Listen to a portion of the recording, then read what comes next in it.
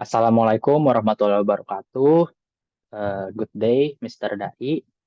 In today topic of the video, I'm going to present you my final quiz in part one. In this part, we have the understanding of Dai 5, and then I'm gonna describe to you what learning Dai 5 does give me added values, what added value does Dai 5 learning gives to me. And yeah, without any further ado, uh, let's get started by saying Bismillah, Bismillahirrahmanirrahim. Okay, first of all, the first question is understanding of conscious thinking using the I5. So the nature way of conscious thinking. Conscious thinking is a nature way. It is a nature for human to think conscious.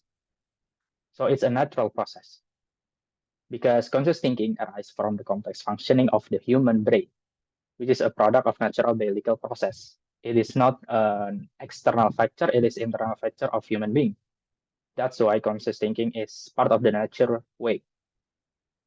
So the brain ability to process information, reason, make decision, and reflect on experience is rooted in neurological activity that occurs within it in the internal factor of human being. Okay. So the intention of conscious thinking.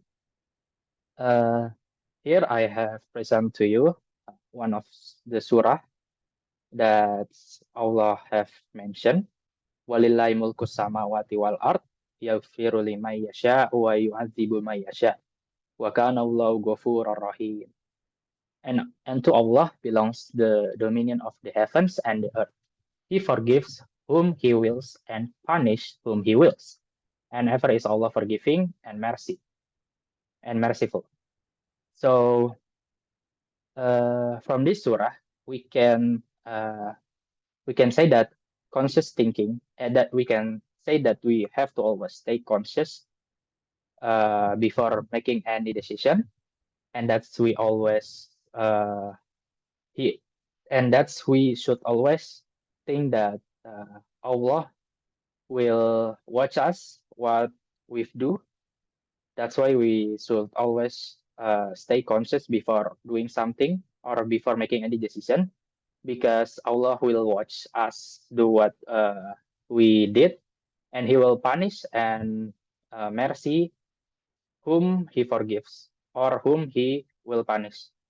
That's why we should always stay conscious in everyday life. Next step is the initial thinking.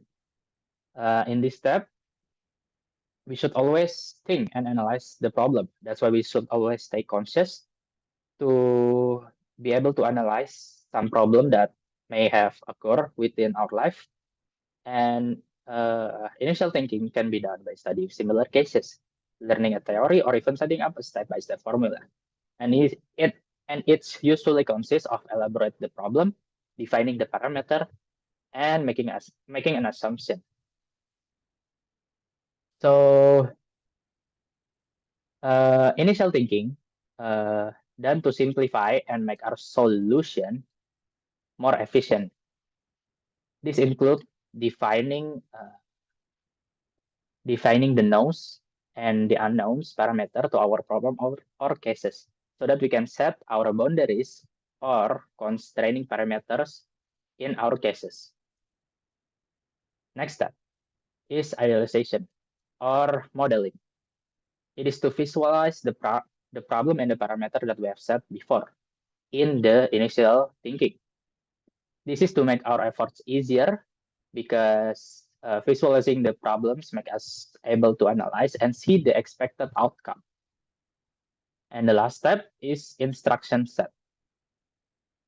In this step is to verify the instruction or the outcome of our solution to the problem.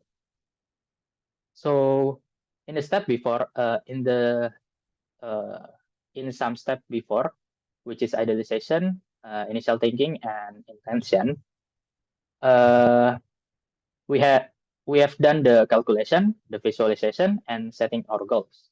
Now, we have to recreate the final step, which is verifying the instruction or the outcome of our solution to the problem.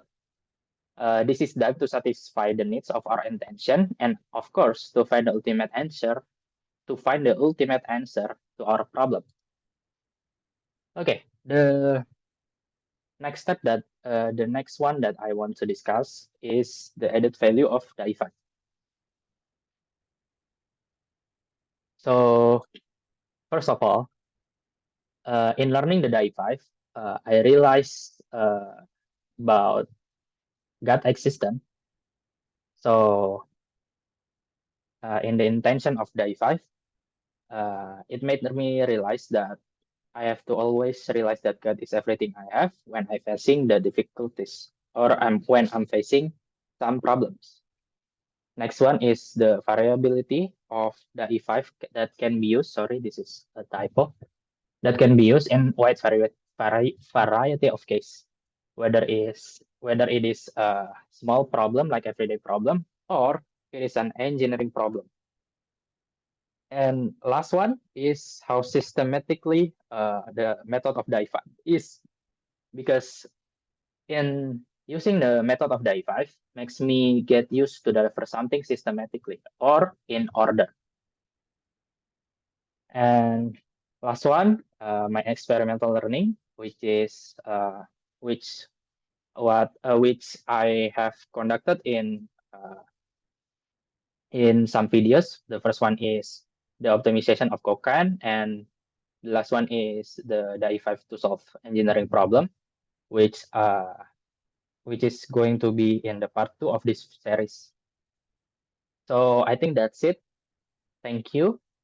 Wassalamualaikum warahmatullahi wabarakatuh.